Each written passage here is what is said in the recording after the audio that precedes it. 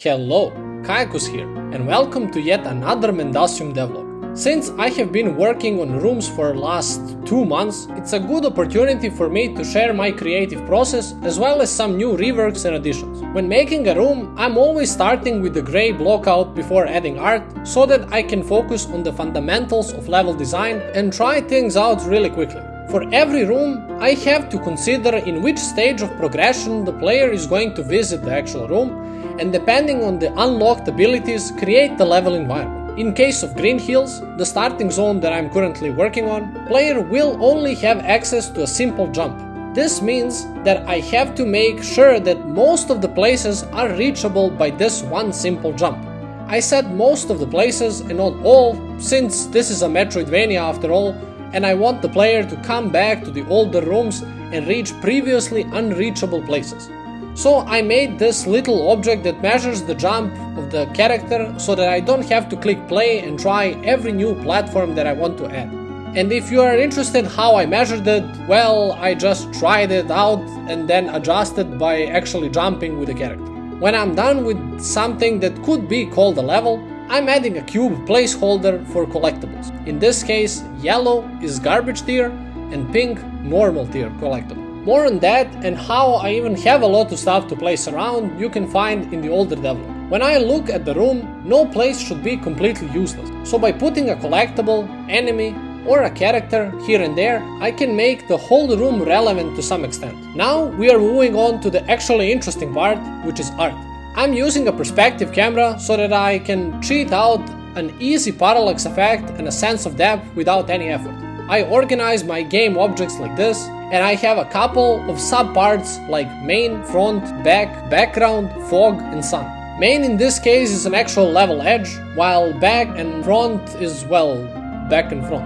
I always start with the main layer by combining these semi-tileable rocks, however you can use tile maps if you prefer that. So now you want to add your beautiful rocks in the scene that you can learn how to draw in my tutorial on rocks and grass, by the way, and you quickly realize that the sprite order rendering is harmful for your health and you have to adjust sorting layer and order all the time, which if you have like 100 sprites in the scene like I do, it's not going to end well. So trust me and use this simple script that works in the editor and attach it to every sprite you want to add in your scene. This will just reorder the sprites automatically depending on their distance. If you are scared about the performance, then just comment out the method in the script after you finish with the level. To make the ordering even nicer, add sorting layers like back, main and front and make all of the objects in the back to be on the back sorting layer. So now I'm still not putting the rocks around since we are missing one important thing. You see, in nature, there is always some kind of fog, and objects in the distance always seem more desaturated and less visible. If you are a mad lad, you can technically draw 10 different variations of every rock, but since that would take a lot of time and I like to do stuff quickly, here's a quick fix. In fog game object, make a couple of fog sprites. These should be just plain old squares. Increase the size so that it covers the whole room and offset them around like this. Now add a transparent color to them and voila, you have simulated the fog in 2D. I mean, kinda. Of course it's not perfect, but it does the job. Now you can place assets in between these fogs and make a proper environment. For the front layer, I'm usually adjusting the color of all sprites, making them darker the closer they are to the camera. I'm also always adding some stuff hanging from the ceiling to make the parallax more noticeable. With all of the background elements, it's really easy to lose track of clarity and where the player can actually step on. So try to make the level edges as visible as possible. A hack that I'm using when I need some additional clarity are soft shapes. You remember that sun game object that we made in the beginning? Well, I'm using that to add transparent soft shapes which serve as a sun in this case. If you position the sun between main and back layer, it can separate and clarify some edges which are blending with the environment too much. On top of the actual art assets, it's really important to add some more life into every room, and I'm achieving this by making the player interact with the environment. For example, I like these flowers and grass which move when the player walks by. This is done by making the actual flower object, adding the animator component, making an idle animation, which is going to simulate some kind of wind, and then adding a move animation. which is going to wiggle the flower.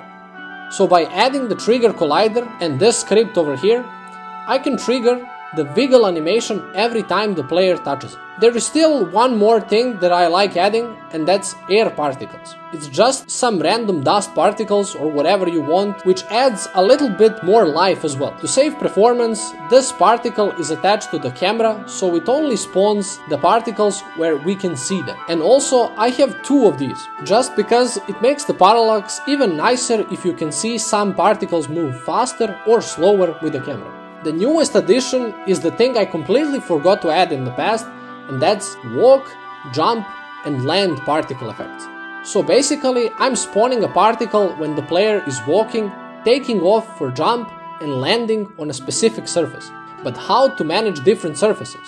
Well, I'm spawning those free particle effects in the player script because it makes sense to do that there. So I made a holder for these free and a method that is going to assign them. Then I made a ground object with the trigger collider and a script that is going to call the method in the player script and assign the new particles to spawn when the player enters or exits the collider. With that, I just go around the level and add these ground objects to their places, and that's kinda it. Since the player also has a dash ability, I added another particle to the mix, which is also going to be influenced by the ground object. So now, moving, jumping, and even dashing is interacting with the grassy ground, which makes it really satisfying to control the character.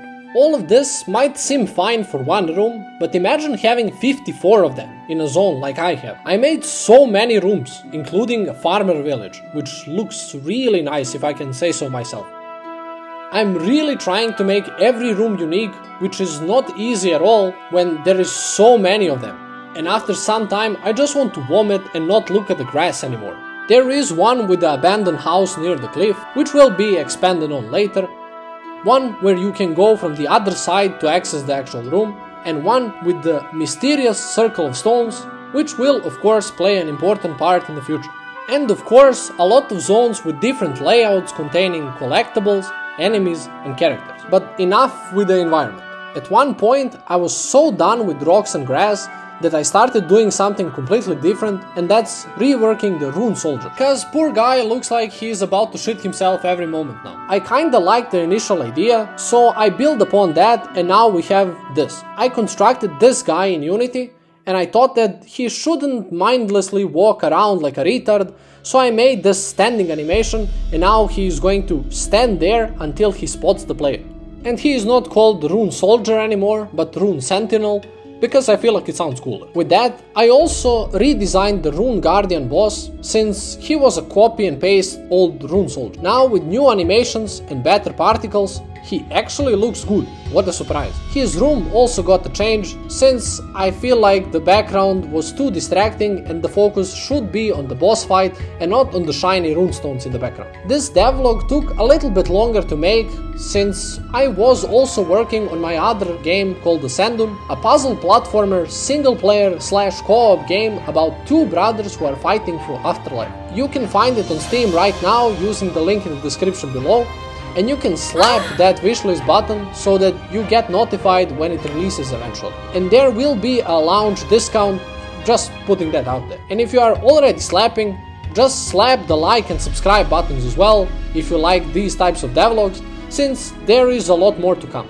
My plan is to finish the first zone and then make a demo out of it that you can try out. I feel like when working on a big game like this, it's really important to start testing and gathering feedback as soon as possible, so that I'm sure that I'm going in the right direction. So keep an eye on for that if you are interested, since it shouldn't take that long to finish one zone, but then again I was wrong in the past. Anyway, I think that's it, I'm done, and until next time.